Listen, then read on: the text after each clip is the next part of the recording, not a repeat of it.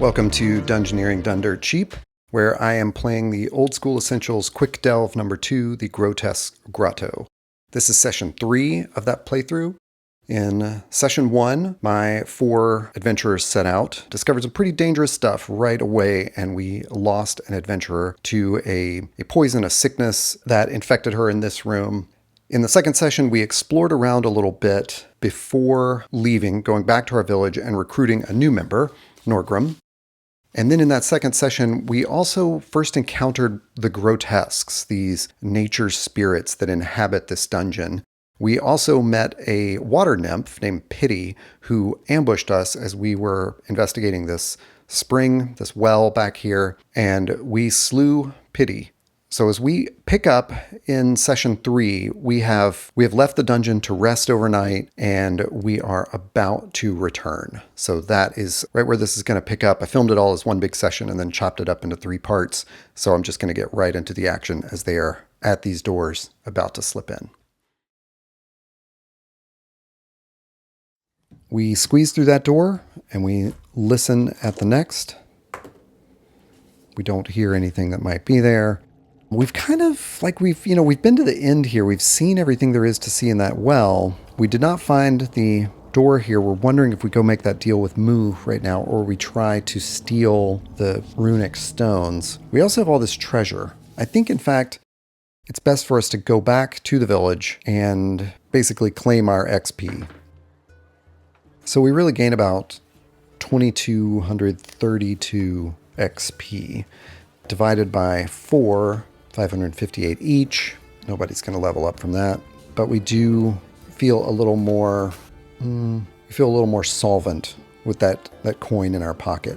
When we go back to the village and make these deals to trade in the jewels and the chunks of amber and things like that, we can't help but attract attention. People are wondering where we came by this. We tell them lies about coming across some abandoned mines and stuff, but people are inevitably going to put 2 and 2 together and realize that we've heard the rumors about this new exposed temple, and we have gone to see what we can do to rescue those witch hunters. That's what they think. We kind of don't care about the witch hunters. We do take pity on them, but they are members of a political faction that would run us out of town anyway, so we don't really care too much about them.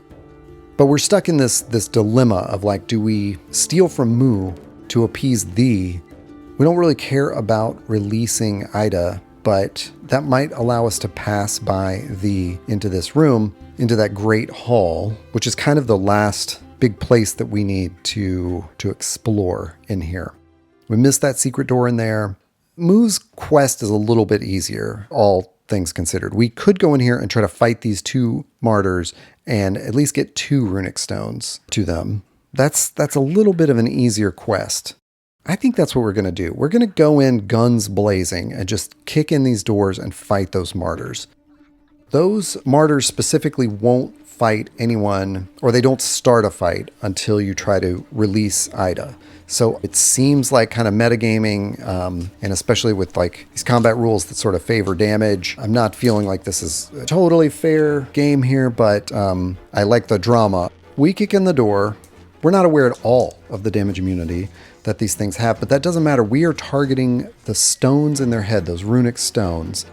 And there's a note here that an attacker may target the martyr's stone with a -2 penalty to attack rolls, no damage inflicted. Right, so maybe I need to roll this out. Here's a place where my combat system doesn't work.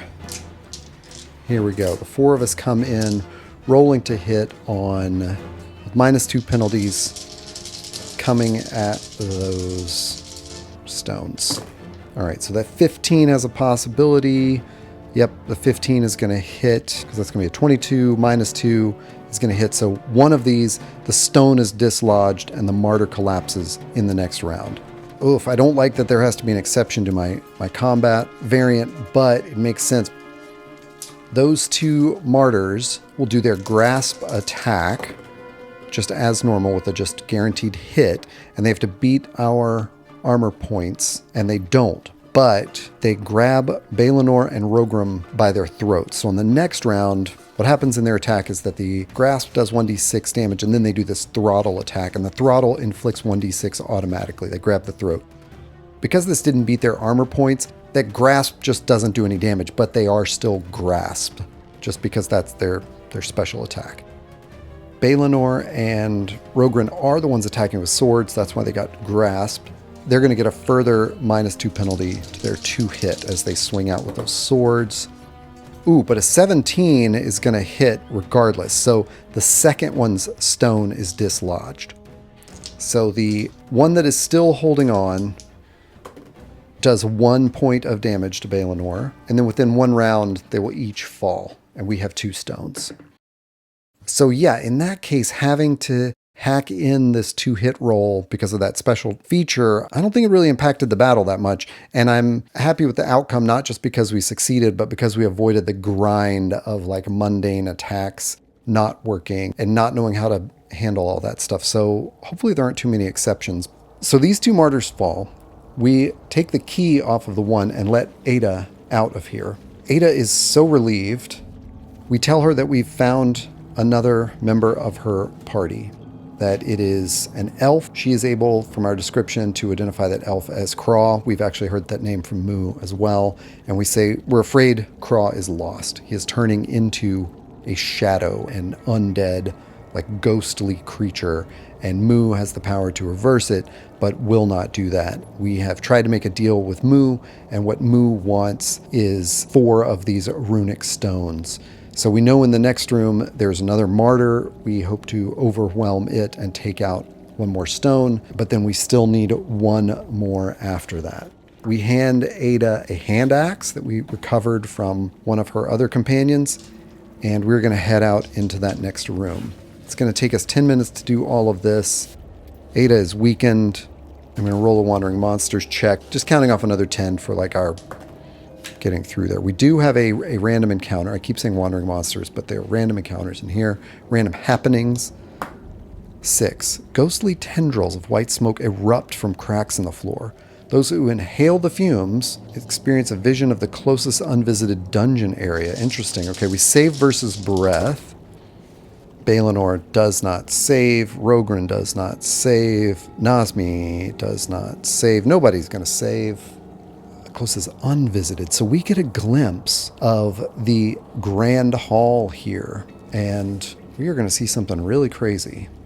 We see a great hall partially collapsed. It had 30-foot high ceiling with fractured ionic columns. So we see all this. I don't think we see the creature slumped on the southern side, but maybe we see these tentacles fishing around on the floor. There's a toppled statue, and we see glittering treasure. So we are just drawn. We know that's where we want to go. Ida doesn't care so much about this. She is mourning the loss of her friends. She's not as heartless as we are. She is a human and feels relatively safe in the political environment that we are in. We execute our plan and go next door. We expect to find that martyr motionless on top of the sarcophagus again. I have no reason to believe it would have moved. I mean, there are no instructions there.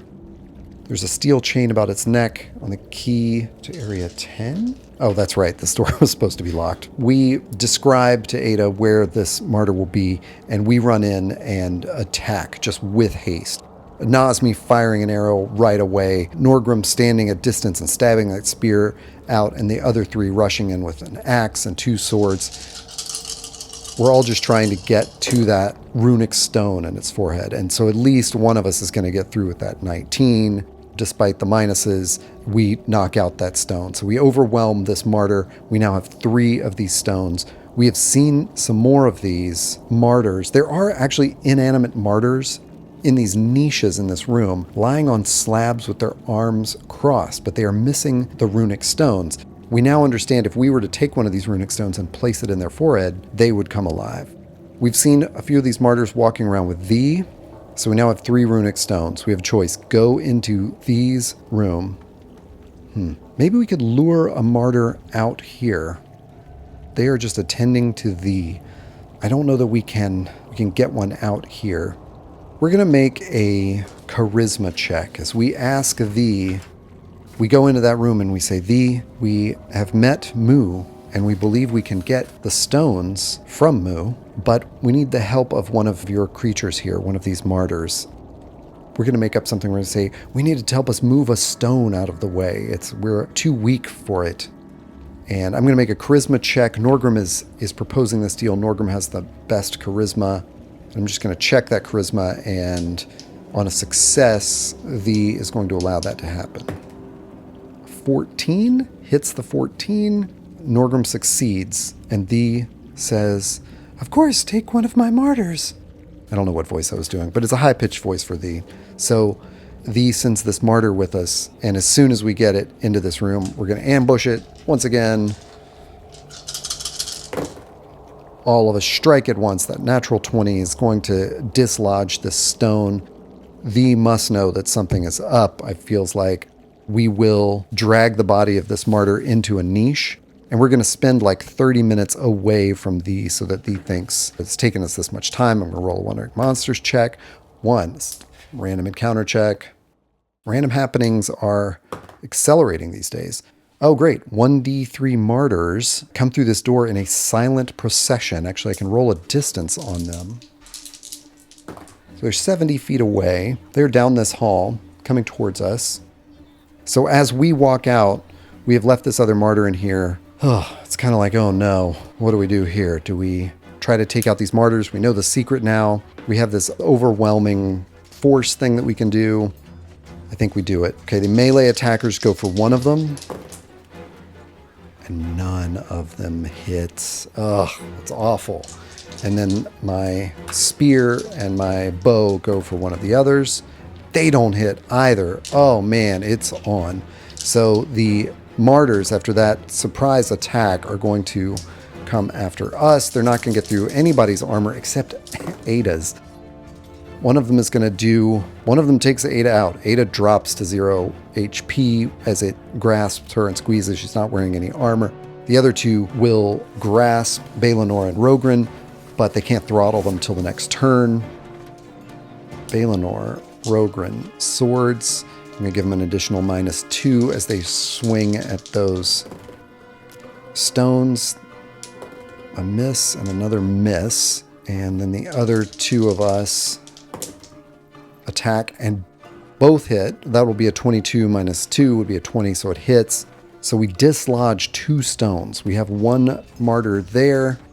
I'll just say it's one choking. Balinor does 2 points of damage on this round. And then we will all overwhelm this last martyr. Hopefully this works. Yeah, somebody's going to get it. That 16 should get it. That's 23. So I'm adding the armor class, which is how you do the calculate that go. Yeah, we take out this last runic stone. By targeting the stones, we're not doing any damage to them. Take them out. We then spend another use of that medical kit to stabilize Ada, but there's nothing we can do. She's at 0 HP. We take her into this main room and secure her. We now have enough stones we could even reanimate that other martyr that we just put in the niche and walk back in here and claim to Thee that we have 4 runic stones that Mu had. That's what we're going to do because we want Thee to allow us to pass into here. So we go in after waiting about 30 minutes without Ada, and yeah, we would have gone in there without Ada originally because that was our deal, was please free Ada.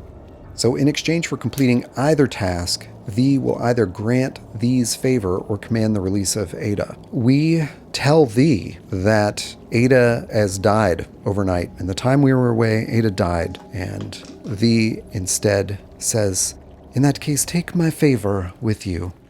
And a squat ivory idol materializes in the hands of Thee. It depicts Thee itself. It is attached to a red twine necklace. When worn, it will react to a lie told in its presence by drawing blood and inflicting 1 HP of damage. So pretty cool. Balinor does not have an identify spell. Oh, but on this day does have locate object again because we did spend a night. We thank Thee and we ask permission to pass through the east of this chamber into this room here. We tell them that we will be on the lookout for their pet and we'll try to return Tick. What does Tick look like? We ask Thee, and Thee says, they're rather large and they have the usual amount of tentacles, but they wandered off years ago. I don't think you should find them. We wander into this little room, which is about 10 feet wide and maybe 15 feet deep in that way, north to south. What I'm drawing here is all rubble in this room. It is like largely collapsed in on itself. It's an enormous room, and we are at this entrance right here. This is the Grand Hall. I read most of that description earlier. It's a 30-foot high ceiling with fractured ionic columns. The massive tentacled worm-like creature is slumped on the southern side of this cavernous chamber, but our torchlight isn't going to reach back there, so we're not going to see it. What we're going to see instead is that along the north wall, there is a door. And I think we are going to head over there. We listen at that door. We do not hear anything, and we will try the door, which is unlocked. There's a sparse and undecorated 15-foot high ceiling. It is here that there's an inner chamber. Reclining in a wooden throne at the room's center is another of these grotesques. This is the grotesque Los. Frescoes depict 4 red-robed acolytes standing at the edge of a steaming fissure. One pours water from an amphora into it while the others look on entranced. We kind of know the deal by now. We've met 2 others of these.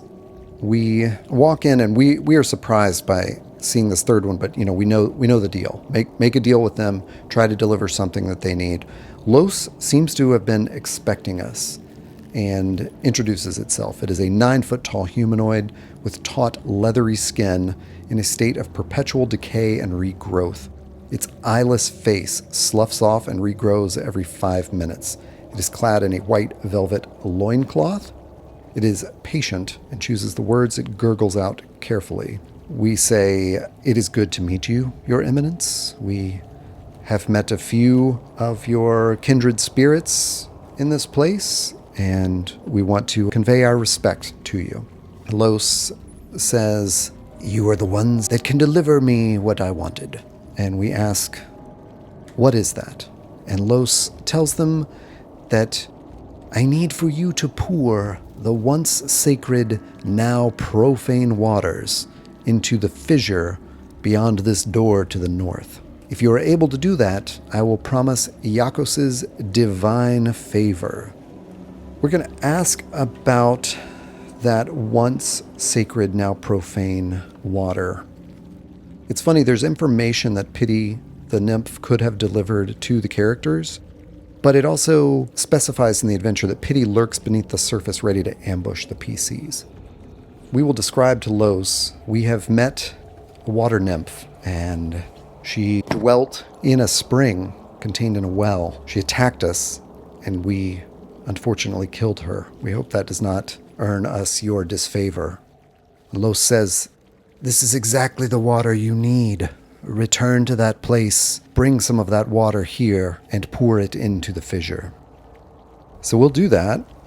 Maybe I spoke too soon. I think we feel a little trapped by this. There's a secret door that leads between these rooms. There's no specification that Los knows where it is, and there is the specification that the secret door can be found by searching, but not opened from this side.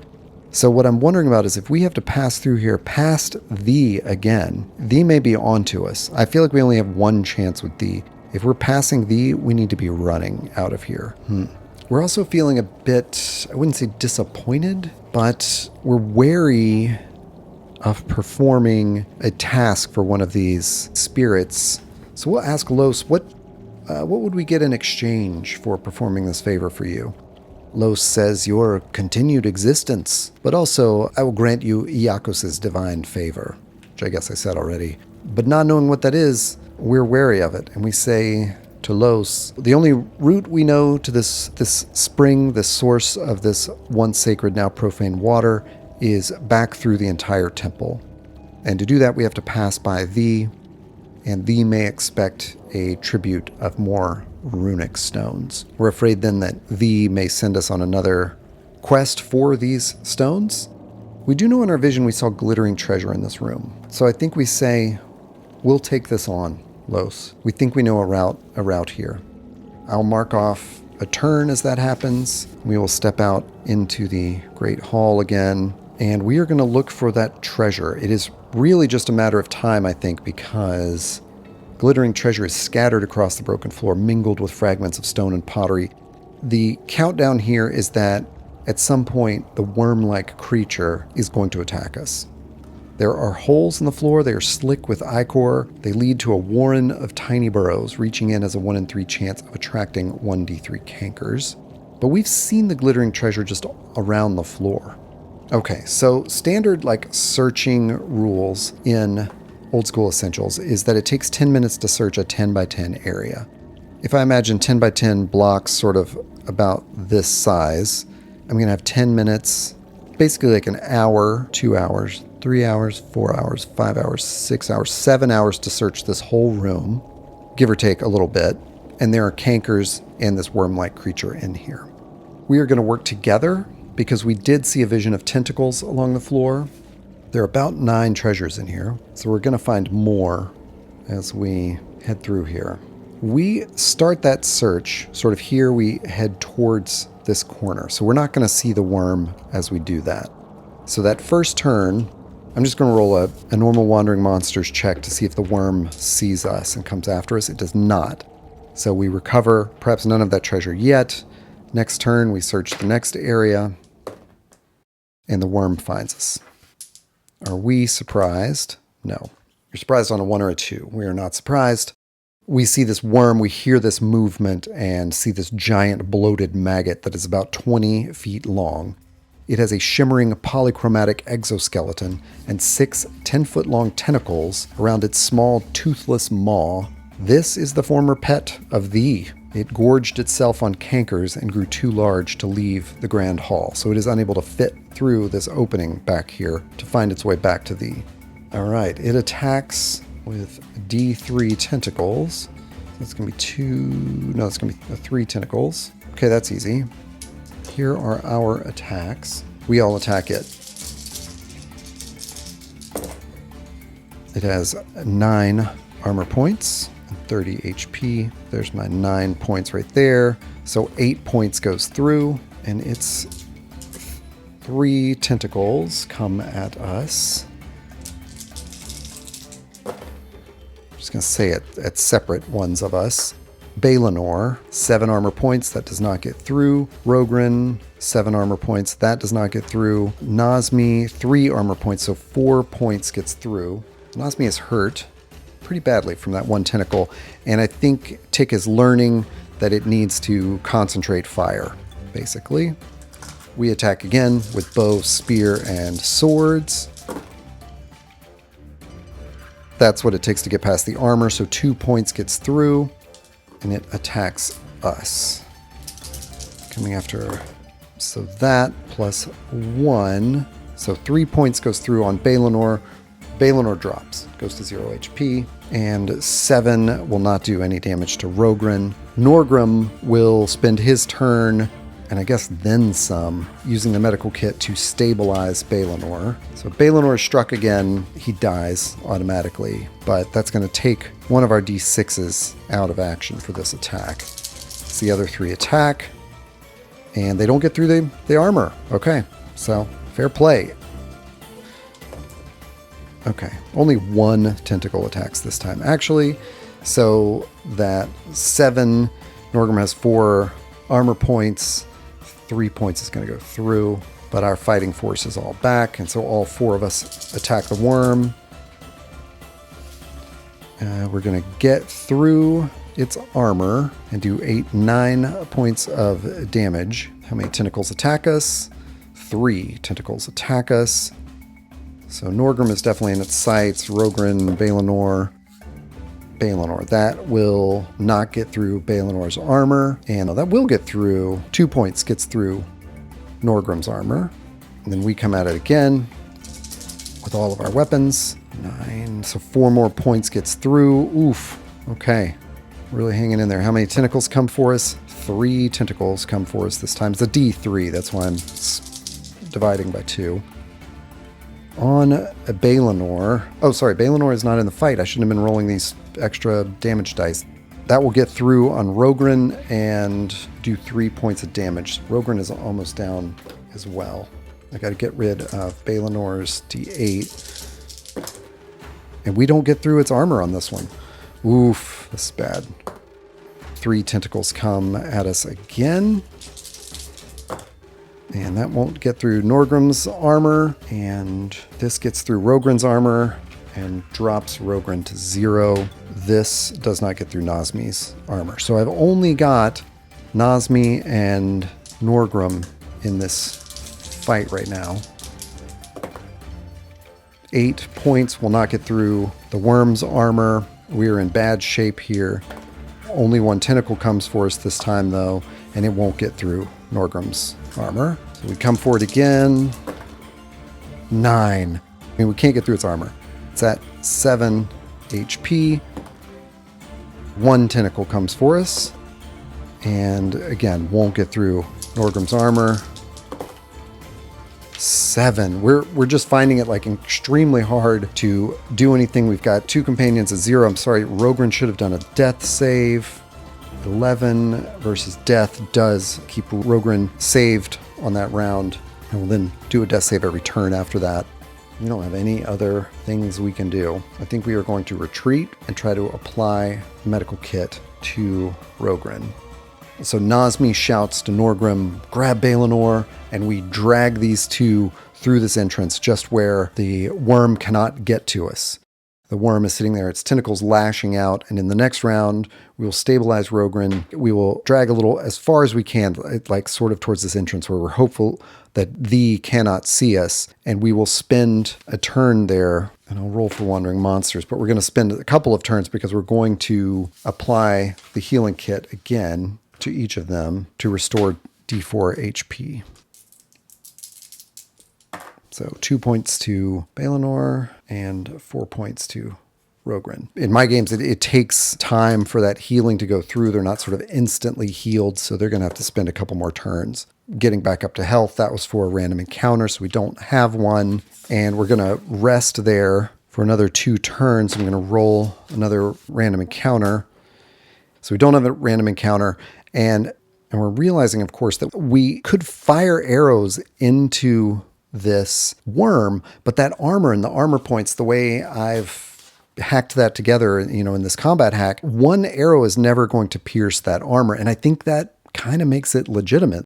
This is a system that I keep describing as Into the Odd, but Mothership uses a similar armor points system, and it's kind of working for me. So I'm going to keep experimenting with it, but we know it's fruitless to sit there and volley arrows into this because we need that combined attack to do damage. So after a half an hour, we ask Balinor and Rogren, do you think we can make one last push at this thing? We think we've got it on the ropes.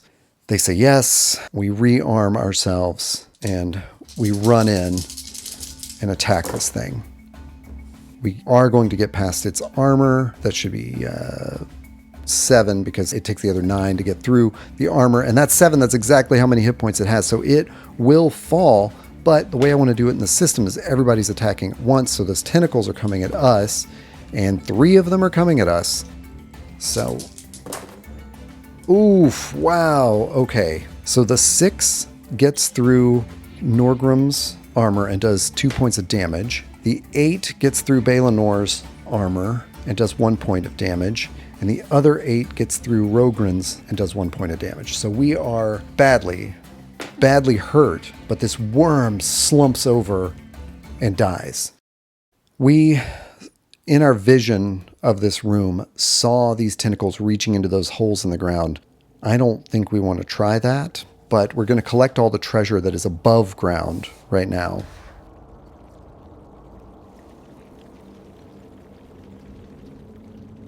There's a longbow +1 in here that Nazmi is happy to find, carved from ornate ivory. And there are also pipes of delirium, which we have no way of identifying. We are overloaded with treasure right now. There were a ton of coins. There were 62 amethyst beads. There were 2 sapphire snake earrings, a lapis pendant of a man devouring himself, and small gold statues of Iacchos. So we are loaded up, and we have also killed this giant worm, Tick. Tick is only worth 125 XP, and we got, thousands in gold. But we have this sort of conundrum, which is we have to pass back through these area. So we're going to pass back in there. Our backpacks and sacks loaded for bear. Thee will ask if we spotted their pet at all. And we will say, yes, as a matter of fact, there was this giant maggot with these tentacles around its mouth. It sort of fit the description you gave us. And Thee says, yes, that is my pet. What happened? And we say, we don't know, but it is too large to get through the doorway here. We thought we might go around the other side of the hall and see if we could get it out that way. Let's see if we can pass a charisma check to convince Thee of that. Yes, we do. We have to roll under our score. Norgrim has 14. Thee says, I would appreciate that so much. And we say, yes, we think we spotted a larger hole in the wall on the other side when we visited Moo. We're going to go back to that hole and try to lure Tick out. Or your pet. We now know it's Tick is its name. What sort of food does Tick like?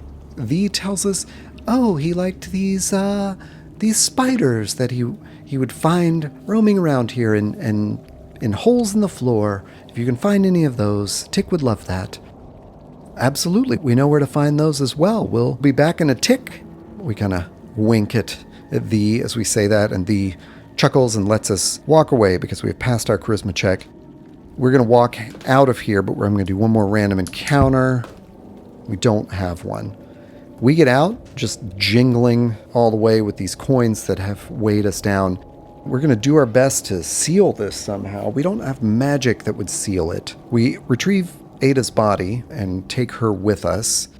Were there any resources we found around here? I mean, there were beds and crates and stuff, but we don't want to go back in that room. We'll find a tree out there and chop it down with that axe and sort of push it up against the door. Our intention is when we get back to the village to tell people what we have found and tell them they need to handle it. I don't know that we need to play it out as though we're trading those goods for gold. I can just go to the village, and because that is a safe location, I can gain the XP of the coins that I've retrieved. Here's my coin conversion rates. So 1,500 copper is going to be 15 gold. 3,000 silver is 300 gold. And everything else is in gold, so that's 315, 18, 20. We come back with a 4135 plus that 125. 4260 divided by 4 of us. So 1,085 XP each with all that treasure that we recovered. Certainly a good haul, but I think because we're demi-humans, we are not necessarily going to level up. I don't think anybody levels up. The thief might. Yep, Nazmi will level up. No one else will. Wow, so that was a whole bunch of experiments all in one. My first time running one of these quick delves. I think it runs just like other OSE dungeons. I do like it. I think it's one, now that I know how it runs, it's easy for me to keep in my back pocket and deliver to my party when we need, an adventure for a couple of sessions. I have pushed through it to get through it in not one sitting. I've repeatedly come back to this, but in one day.